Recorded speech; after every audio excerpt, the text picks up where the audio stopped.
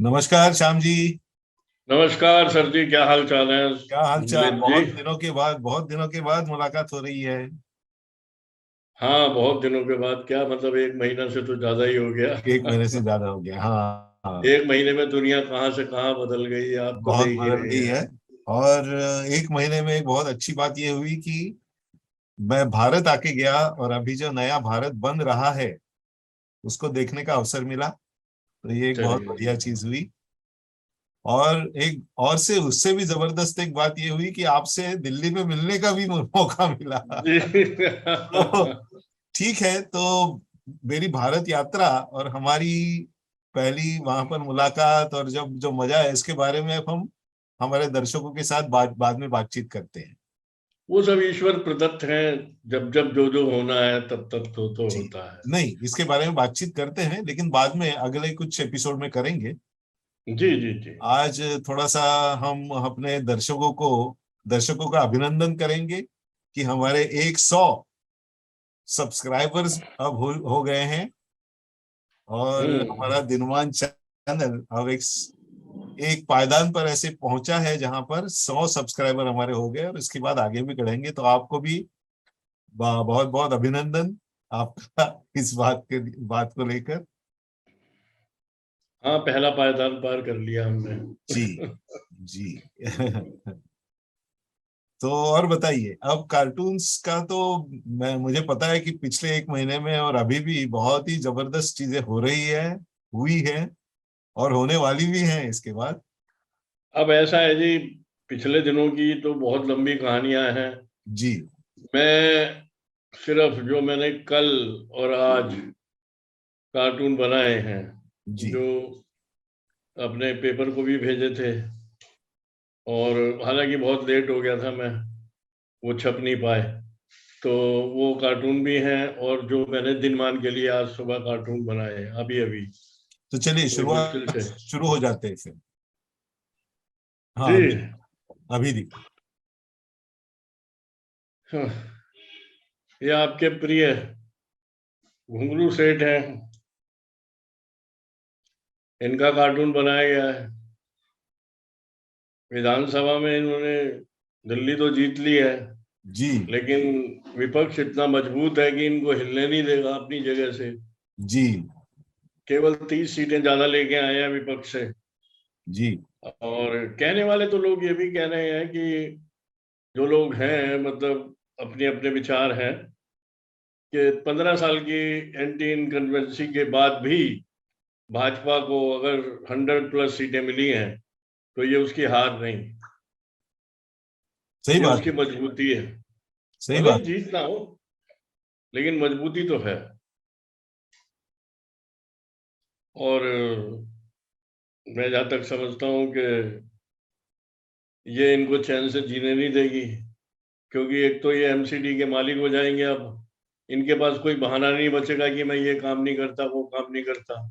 जी कूड़े के पहाड़ गिराने हैं, अभी बहुत कुछ काम करना है इन्होंने।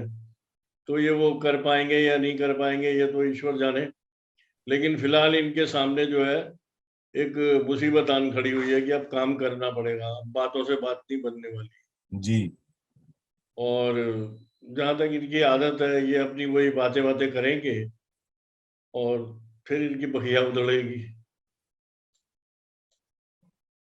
सॉरी। हाँ, ये सर मैंने कल बनाया था कार्टून। सोनिया जी का बर्थडे था। रणथंभौर में शेरों को देख रही थी वो, तो कोई उनका अर्दली आन के समझा रहा है कि मैडम, शेरों को छोड़िए, घोड़ों को संभालिए। ऑपरेशन लोटस होने की उम्मीद हो रही है हिमाचल में, क्योंकि सीएम बनने पे कोई इतराज ही नहीं हो रहा है, क्या करें। मैंने सुना है और पांच प्रत्याशी है वहां पर सीएम बनने के लिए बैठे हुए हैं। कई लोग जो हैं वो पहुंचे भी नहीं मीटिंग में। ये बात को छुपाया जा रहा है जैसे भी है, लेकिन बहुत से लोग जो हैं वो नाराज हैं और ये सब चीजें हैं। तो हालांकि होगा या नहीं होगा ये तो नहीं हम अभी कह सकते, लेकिन जिसको ये सो कॉल्ड ऑपरेशन लोटस कहते हैं, वो अभी तक अपनी उसमें नहीं आया है, लेकिन हो सकता है हो भी जाए। जिस तरह के इनके आपस के में जूते बज रहे हैं, तो वो ये हो सकता है। ये सर ऑपरेशन लोटस के बारे में मैंने दिया है, थोड़ा सा और डिटेल दे दी है कि अपने सेव तो संभल नहीं रहे हैं, सेव वेव और अभी उम्मीद ये कर रहे हैं कि ऑपरेशन लोटस हो जाएगा कहीं से। तो ये इनकी एक मतलब वो स्थिति दिखाई है कांग्रेसियों की। ये सर जी जहाँ रहेंगे केजरीवाल जी, उनको अभी याद होगा आपको, पीछे चुनावों से पहले उन्होंने बोला था कि आईबी की रिपोर्ट है कि गुजरात में आम आदमी पार्टी की सरकार बन रही है और झाड़ू चल रही है और बीजेपी को भारी नुकसान होने जा रहा है। पता नहीं क्या क्या बातें, बहुत सारी बातें कर दी थी बीजेपी उसने, उसके मुश्किल से डिप्टी ने 38 सब। सीटें लाएगी और ये और वो।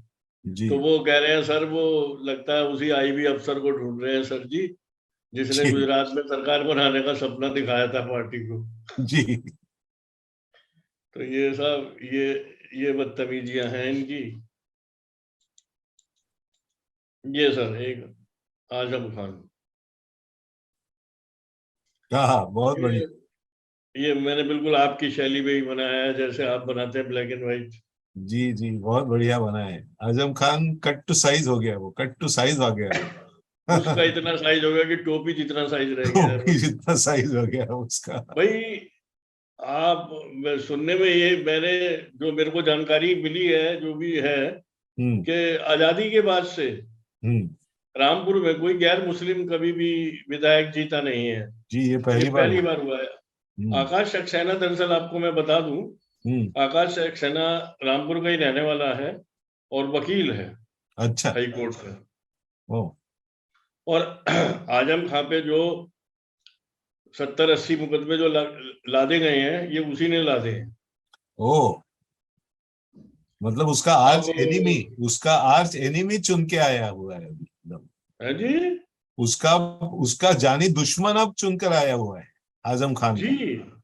नहीं, वो हमेशा से पार्टिसिपेंट रहा है यहाँ पे। हम्म। चुनाव तो वो कई बार लड़ा है लेकिन जीत नहीं पाया है। अच्छा।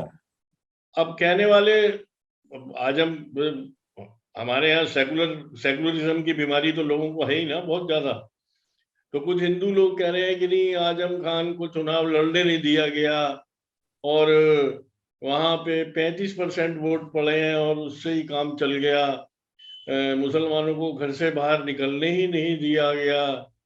तो ऐसा मेरे को नहीं लगता किसी आजाद देश में ऐसा हो सकता हो कि किसी को वोट देने से रोका जा सके।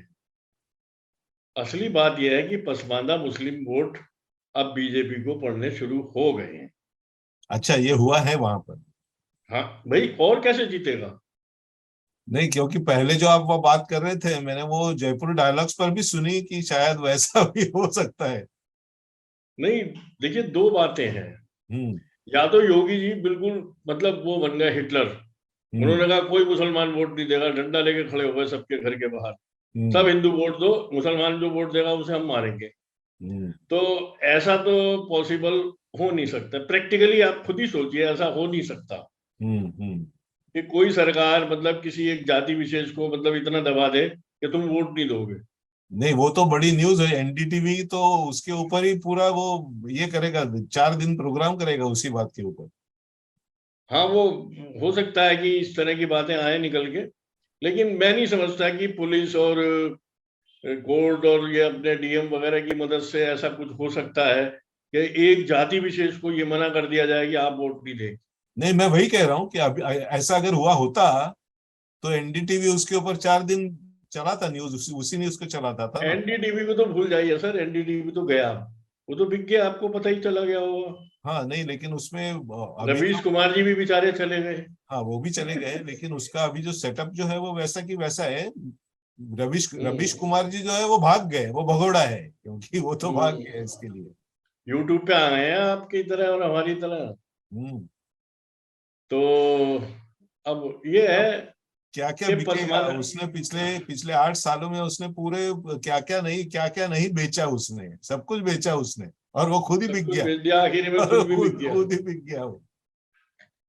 वो दरअसल कुछ लोग जो ये कह रहे हैं कि पसमानदा वोट जो है बीजेपी को मिला है, हम्म वो गुजरात के इलेक्शन का जो ट्रेंड है उसको देखते हुए भी ये वाली बात कह रहे हैं। अच्छा। क्योंकि जिन इलाकों में पिछली बार बीजेपी को वोट नहीं मिला था, जो मुस्लिम बहुल क्षेत्र थे, वहां पे बीजेपी को इस टाइम वोट मिला है, सीटें भी मिली हैं, तो जाहिर सी बात है कि उस बात को भी एक सबूत के तौर पे पेश किया जा सकता है कि पसमानदा जो मुस्लिम है वो बीजेपी की तरफ आ रहा है, क्योंकि मैं पसमानदा मुस्लिम जयपुर डायलॉग देख रहा था, वो प्रोग्राम में वो जुटला रहे थे, वो कहते ऐसा कुछ नहीं हुआ है। नहीं, लेकिन अभी कुछ लोगों की बातें आ रही हैं, कुछ लोग जो जानकार लोग हैं वो अपनी एक कयास लगा रहे हैं कि ऐसा हुआ है। वैसे बड़ा हाँ, मेरा भी मानना यह है कि इतना आसान नहीं है, क्योंकि मुस्लिम मुस्लिम ही होते हैं वो लोग, फिर भी बीजेपी को इतना ज्यादा सपोर्ट नहीं नहीं कर देंगे, सकते। नहीं वोट नहीं देंगे। लेकिन बहरहाल रामपुर के उसमें देखा जाए तो रामपुर में कई मुस्लिम्स ऐसे, वहां का जो कांग्रेस का जो एक कैडर है मुस्लिम का, उन्होंने बीजेपी को वोट दिया हुआ, क्योंकि वो आजम खान को हराना चाहते हैं। अच्छा, हाँ वो हो क्योंकि क्या सकता है, वहां पे कांग्रेस का जो नेता है वो नवाब खानदान से है। है। अच्छा। जो पहले मिक्की मियां नवाब हुआ करते थे, वो जो नवाब साहब हैं वो मतलब ये समझिए कि वही उनका ही परिवार है जो मतलब आगे कांग्रेस के लिए वोट लेता रहा है और इलेक्शन लड़ता रहा है। और मैं आपको याद दिलाऊं, कभी आपको याद हो, मिक्की मियां की उम्र मेरे ख्याल से 40-42 साल की थी, तभी वो रामपुर और दिल्ली के बीच में रोड एक्सीडेंट में मारे गए थे। अच्छा। तो कुछ लोगों को शक आज भी ये होता है कि ये इस जलील आदमी का करा हुआ काम हो सकता है। ओ अच्छा अच्छा। वैसे रामपुर तो आपका गांव है ना? हैं? रामपुर तो आपका गांव है ना? मेरा गांव नहीं है सर, मेरी ससुराल है वहां। ससुराल है, अच्छा हाँ। तो जो वहां पे लोगों की एक जनरल परसेप्शन की जो बातें वो भरती हैं, गली चौराहे में जो बातचीत होती है, वो मैं थोड़ा सुनता हूँ तो उससे पता चलता है। अच्छा अच्छा। तो बस वही है, और कुछ खास बात नहीं है, क्योंकि लोग सही भी होते हैं, लोग गलत भी होते हैं। हम जो सोचते हैं वो हमेशा वो नहीं होता, लेकिन जो है वो सच्चाई है कि आजम खां आज की डेट में सब कुछ गंवा चुके हैं। हाँ, तो जो बहुत अच्छी बात है।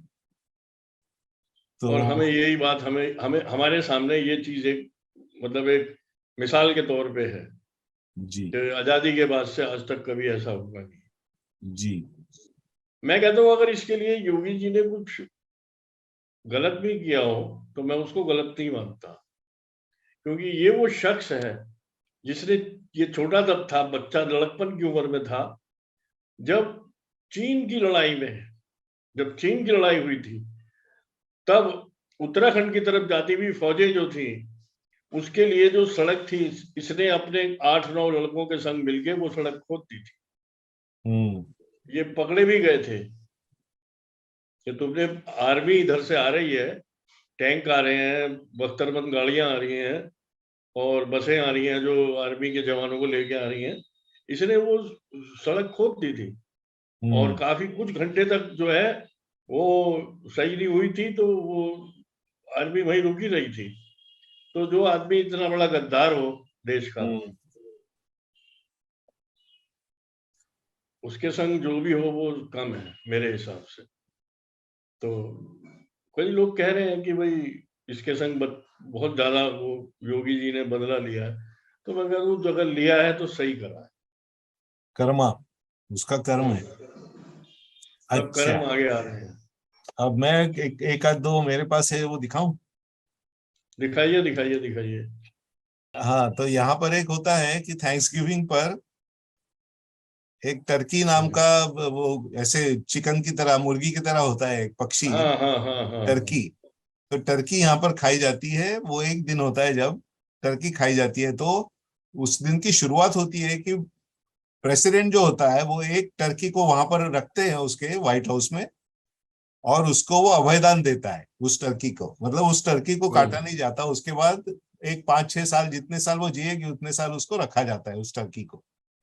अच्छा। हाँ, तो ये यहाँ का, मतलब क्या कहते हैं उसके, यहाँ की प्रथा है वैसी, अमेरिका की। कि थैंक्स गिविंग के दिन सुबह सुबह राष्ट्रपति जो है वो एक टर्की को अभयदान देते हैं। अच्छा।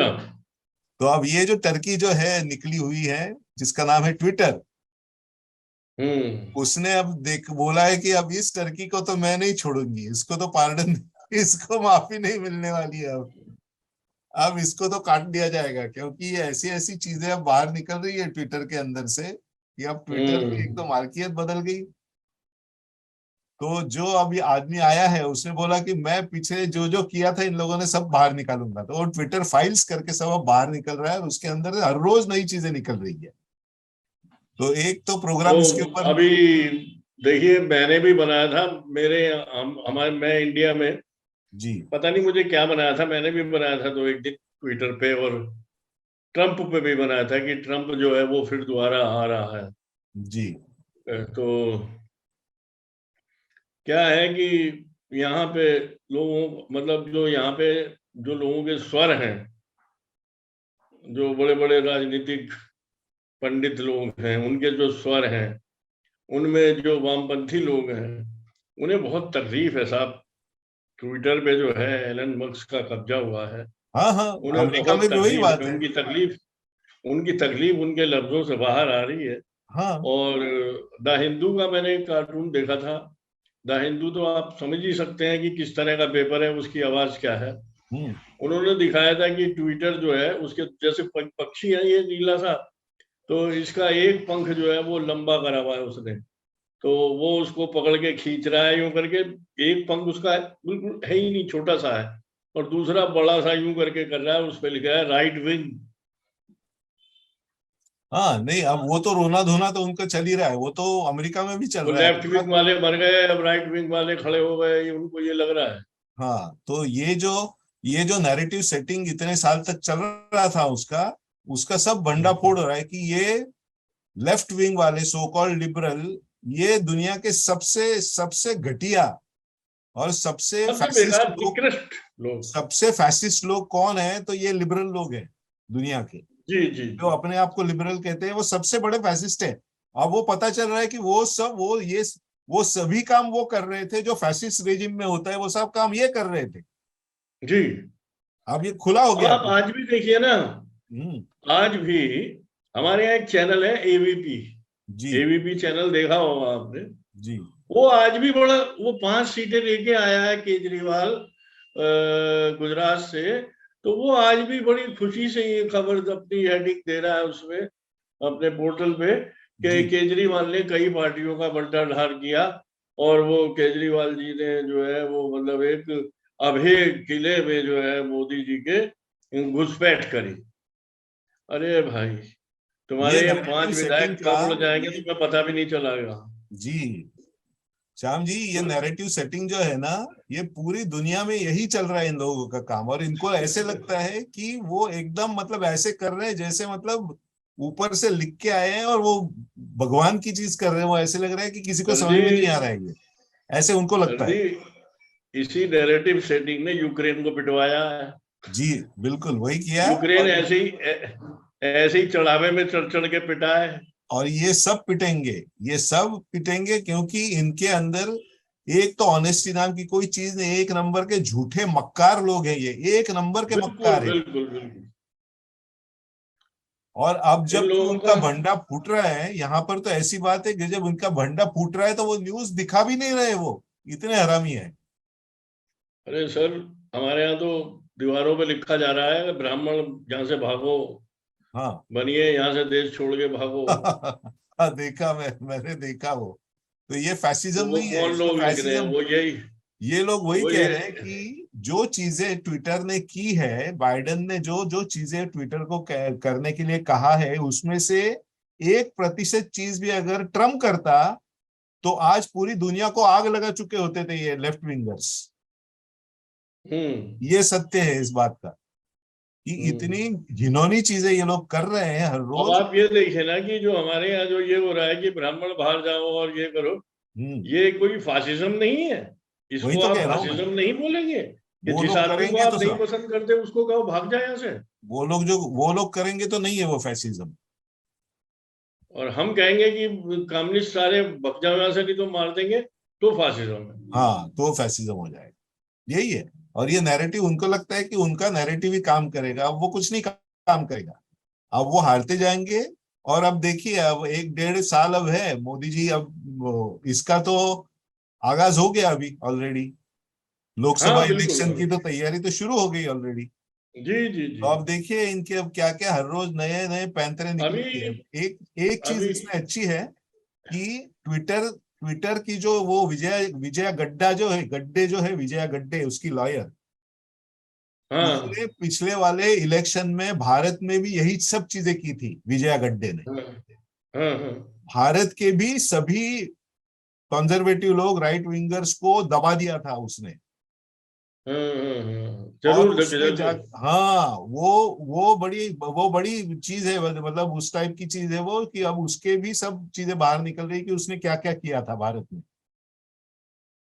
तो वो भी चपेटे में आ जाएगी वो। लेकिन अब ये हुआ, अच्छी बात ये हुई है कि अब इस इलेक्शन में ट्विटर पार्टीशन नहीं होगा। अब इस इलेक्शन में ट्विटर ये सब लिबरल और भारत के जो ये सब टुकड़े गैंग हैं उनके सपोर्ट वाली चीजों को अब व- नहीं, हाँ अब आगे नहीं बर्दाश्त नहीं, लेके आएगा। ये अच्छी चीज है। हाँ, अब ट्विटर उनके साथ नहीं है, अब ट्विटर उनके पास नहीं है, इतनी बात समझ लीजिए। फेसबुक तो वैसे भी। फेसबुक वैसे ज्यादा फर्क नहीं, ट्विटर का क्या है, ट्विटर वैसे आम जनता ट्विटर इस्तेमाल नहीं करती है, लेकिन उसका इम्पैक्ट बहुत ज्यादा होता है। भाई ट्विटर पे बड़े बड़े जितने भी नेता हैं, अपने मोदी जी हैं, बाइडेन है, ये सभी अपना सभी डोनाल्ड गवर्नमेंट्स ट्रंप है, हैं, सब सभी मौजूद है। सब कुछ है, एवरीबडी, सब पूरे सब गवर्नमेंट दुनिया के सब लोग वहां हैं, सब हम्म मिनिस्टर दुनिया के सब है सब। तो ट्विटर का ये बहुत ज्यादा है, उसका फुटप्रिंट बहुत ज्यादा है ट्विटर का। हम्म। हालांकि कॉमन कॉमन लोग नहीं है, क्योंकि ज्यादा अंग्रेजी वाले लोग ही ज्यादा इस्तेमाल करते हैं उसको।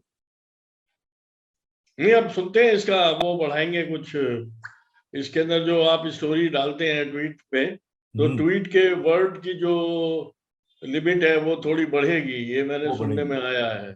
जी, हो सकता है, वैसे भी हो सकता है। तो ये एक है। और दूसरा अपने इलेक्शन के ऊपर दूसरा वाला था, हम्म। कि जिसके अंदर इलेक्शन के परिणाम, इसका थोड़ा सा हंसी अच्छा मजाक अच्छा अच्छा अच्छा। हंसी मजाक में लिया था सभी को इलेक्शन सुखी परिणाम। देखना चाहते हैं भारत का मतदाता, बड़े दिल वाला। सबको सब केजरीवाल जी उल्टी झाड़ू सब लेके खुश फिरते है। हैं।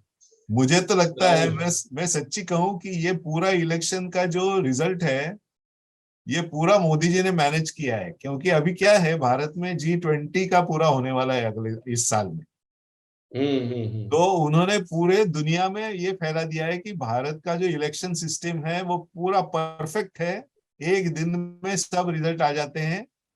और जो रिजल्ट आते हैं सभी दल उसके ऊपर सबका विश्वास है, क्योंकि कोई कंप्लेंट नहीं करता उसके बारे में। और ये हाँ मोदी जी ने बिल्कुल। प्रूव कर दिया, ये प्रूव कर दिया मोदी जी ने, कि सब लोग को देखिए, सब लोगों को जिसको जिसको इलेक्शन में ये जीत मिली है, सबने एक्सेप्ट कर दिया है, जिनको हार मिली है उन्होंने एक्सेप्ट कर दिया है। हाँ, ईवीएम बेचारी बच गई उसको गाली वाली खाने से, ईवीएम जो है। हाँ नहीं तो ये कांग्रेस और केजरीवाल वगैरह बहुत गालियां देते। जी। और दूसरी बात ये हुई कि सब ठंडे हो गए। अब G20 की जो भारत में जो चीजें होंगी, 100 दो एक 150 उनकी मीटिंग होने वाली है, उसमें हम्म। सब लोग ठंडे पड़ेंगे, सब लोग उसके ऊपर ध्यान देंगे। अब उसके आगे कोई जाने वाला नहीं है। तो बिल्कुल बिल्कुल बिल्कुल, आपने सही बताया। मोदी जी ने बहुत बढ़िया खेल खेला है यहाँ पर। क्योंकि सबको कुछ ना कुछ दे दिया, बस बैठो अब, चुपचाप बैठिए अब। सबका साथ सबका विकास। सबका साथ सबका विकास, उनको कुछ फर्क नहीं पड़ता, क्योंकि लेकिन इन सब सच्ची पे बात भारी तो एक चीज है, हम्म, इन सब पे भारी एक चीज है, जो मोदी जी का गुजरात का जो रिजल्ट है, हाँ, वो तो है ही। उस पे वर्ल्ड का मीडिया चौंक गया है। कोई रिकॉर्ड आदमी ब्रेक, 27 साल तक एक स्टेट में रहने के बाद, रिकॉर्ड ब्रेक उसके किया बाद बिल्कुल। भी वो रिकॉर्ड तोड़ सकता है। तो बिल्कुल, इसका मतलब ये समझिए कि कितना बड़ा इनके पास जो है पब्लिक का एक वर्ग है जो इन्हें चाहता है। वो बात भी है। हिमाचल प्रदेश में भी कुछ एक आधे परसेंटेज से वो जो चीजें बदली है, वो एक आधे परसेंटेज से ही बदली है वैसे। हाँ, और MCD में तो जबरदस्त टक्कर दी है बीजेपी ने, लेकिन ठीक है, कोई फर्क नहीं पड़ता, मैं तो कह रहा हूँ। और मैंने अभी दिल्ली में आके जो मोदी जी ने चीजें की हैं वो देखी, मतलब उसके बारे में कहूँ तो एक 2-4 एपिसोड उसमें हो जाएंगे। सेंट्रल विस्टा क्या बढ़िया बनाया मोदी जी ने। हाँ अरे हम लोग खुश हो गए वहां जाके देखकर वो तो वहां के फोटोग्राफ्स और वीडियोस वगैरह सब हैं। तो एक हम एपिसोड करते हैं हमारे भारत के दौरे के बारे में, उसके बाद बातचीत करते हाँ, कुछ फोटोग्राफ वगैरह दिखाइएगा जो भी आप वहां से हैं। जी कलेक्ट करके लाए हैं। जी वो देखने की बड़ी उत्सुकता है मेरे को भी। जी। तो तो एक प्रोग्राम, विशेष प्रोग्राम उसके बारे में करते हैं। और हम्म, अभी आज थोड़ी से दूसरे कामों के लिए रुकते हैं यहाँ पर। और जी सभी दर्शकों को और सभी हमारे सब्सक्राइबर्स को फिर से एक बार उनका अभिनंदन और उनके आभार। और इसी तरह हमें सपोर्ट करते रहिए। और हमारे निर्माण जो एक अकेला चैनल है जो करंट अफेयर्स और कार्टून्स के बारे में है, उसको पूरे भारत में अपने दोस्तों को पहुंचाइए जरूर। और हमारे ज्यादा से ज्यादा देखिए समर्थन की। मित्रों, मैं ये कहना चाहूंगा कि हम लोग कोई बहुत, जिसको कहते हैं घुटे हुए पत्रकार नहीं हैं। हम कार्टूनिस्ट हैं। जी कार्टूनिस्ट होने की हद तक ही हम पत्रकारिता है हमारी। और कार्टून हम जो है वो एक आम आदमी की नजर से ही बनाते हैं। जिस समय हम कार्टून बनाते हैं उस समय हमारी जो नजरिया होता है वो एक आम आदमी का होता है। तो एक आम आदमी किसी भी देश में या विदेश में या कहीं भी कोई इवेंट को देखकर जो उसके मन में भाव उठता है वही हम ड्राइंग में बनाते हैं। और लोगों का परसेप्शन होता है और वो लोगों को पसंद आता है। हम जो है किसी भी चीज को ऑब्जर्व करते हैं बिना किसी डाटा के या बिना किसी डेट वेट के। जो भी हमारे पास अवेलेबल जो सूचनाएं होती हैं उसको हम आप तक पहुंचाते हैं। उसको एक साधारण लैंग्वेज में, एक आम आदमी की भाषा में हम आप तक पहुंचाते हैं। तो मैं समझता हूँ आपके लिए ये एक बड़ा सुपाच्य और बहुत ही एक आसान समझने वाला प्रोग्राम है। इसको देखिए, एंजॉय कीजिए और इसको सब्सक्राइब कीजिए, लाइक कीजिए, कमेंट्स कीजिए। अगर किसी को लगता है कि मेरी हमारी लोगों की आलोचना करनी है तो वो भी खुले दिल से हम लोग उनको वो कहते हैं कि आइए, हम हमारी आलोचना भी अगर आपको कोई नजर आती है तो कीजिए, लेकिन हमसे जुड़िए। जी। तो आपकी आवाज में आवाज मिलाकर मैं ये कहूंगा कि जन सामान्य की भाषा हम बोलते हैं। हम हम्म जनता की ही आवाजें, उनकी भावनाओं को हम इस चित्रों में से व्यक्त करते हैं। तो हम्म। ज्यादा से ज्यादा हमको सपोर्ट कीजिए, हमारा ढाढ़स उत्साह बढ़ाइए और दिनमान को देखते रहिए। नमस्कार। जी नमस्कार, जय श्री राम। जय श्री लक्ष्मण।